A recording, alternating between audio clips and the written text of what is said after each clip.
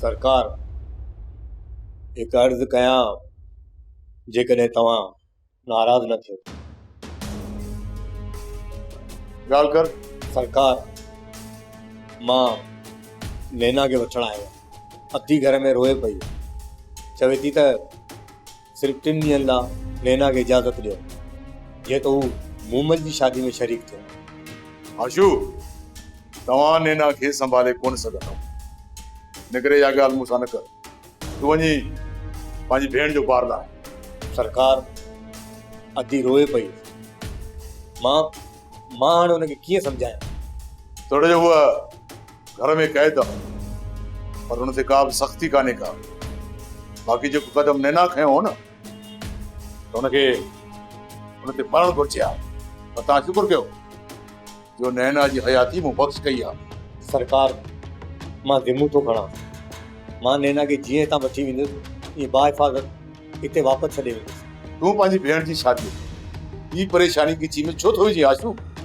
मूंसां ॻोठ में आयो आहे ऐं मूंखे पूरी पक आहे त हू तुंहिंजी भेण जी शादी में को न को मसइलो पैदा कंदो। पोइ तूं मूंसां खे संभालींदे या नैना खे संभालींदी?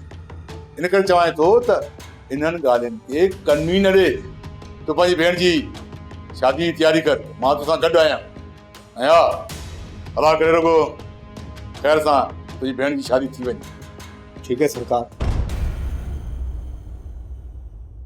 अस्सलाम वालेकुम। नवाब खान जी बादशाही जो खेर हुजे। वालेकुम अस्सलाम बावल खान। ख़ैर हूंदो तुंहिंजे मुंहिंजे तरे ते तोखे भलीकार।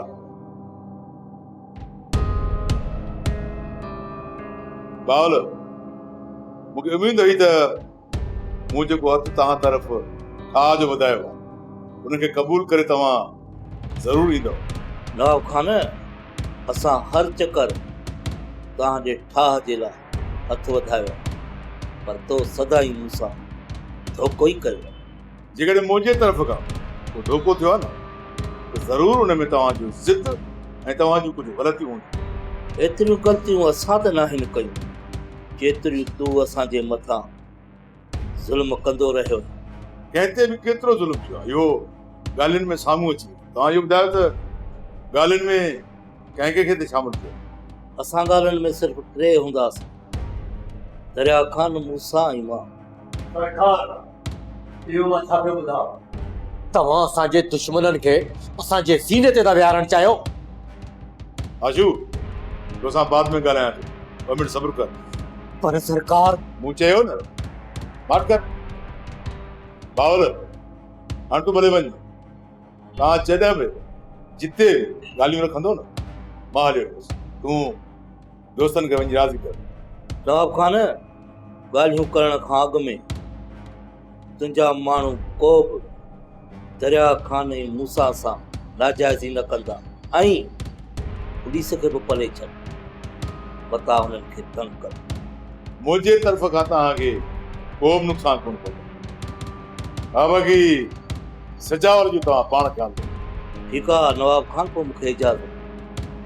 ठीकु आहे भाउ।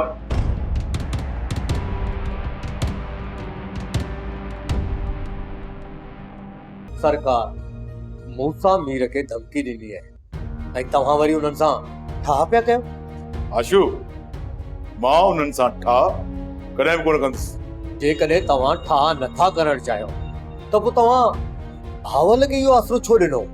मूं बावल ते मथे ते रुगो हथु फेरियो आहे त जीअं दरिया खान ऐं मूसा कुझु डरा थियनि ऐं मीर जी शादी खैरनि सां थी वञे। जेकर मां उन्हनि खे थधो न कंदुसि न त उहे मीर जी शादी में वॾो मसइलो पैदा कंदा। मीर दरिया खान खे दावत ॾियण वियो हो ऐं मूसा हुनखे धमकी ॾिनी आहे त इहा शादी कॾहिं बि थियण कोन ॾींदुसि। तव्हां छा था सम्झो? भावल जे मथां हथु फेरण खां पोइ मूसा छा पंहिंजो इरादो मटाए वेंदो? न आशू न, मूसा वॾो ज़िदी आहे। जेकॾहिं हुन मीर खे धमकी ॾिनी आहे न पोइ पक सम्झो मूसा वॾो गंद कंदो। मूसा खे मुंहुं ॾियण जी सघ रखूं था सरकार। आशू मां ऐं मुंहिंजी पूरी ताक़त तोसां गॾु आहे। जेकॾहिं मूंसां ग़लती करे अचे थो त वापसी में उनजो लाश वञे। मूंखे बि सरकार अवां मां इहा ई उमेद आहे त तव्हां असांजो पूरो पूरो साथ ॾींदव। आशू, मां सूबेदार खे फोन करे थो छॾियां त मूसा खे गिरफ़्तार करे, पर जेकॾहिं उहो तव्हांजे रुख चढ़े थो ऐं हेॾा अचे थो न त हुनखे उते ई पूरो करे छॾियो। ईअं ई थींदो सरकार। जेकॾहिं आशू जे साम्हूं आयो न त मारिजी वेंदो। सोप सीरियल तकरार तमाम एपिसोड ॾिसो हाणे HD क्वालिटी में। विजिट कयो असांजो YouTube channel Sindh TV HD drama. Subscribe कयो असांजो official YouTube channel Sindh TV HD drama ऐं वधीक अपडेट लाइ बेल आइकन खे क्लिक करियो।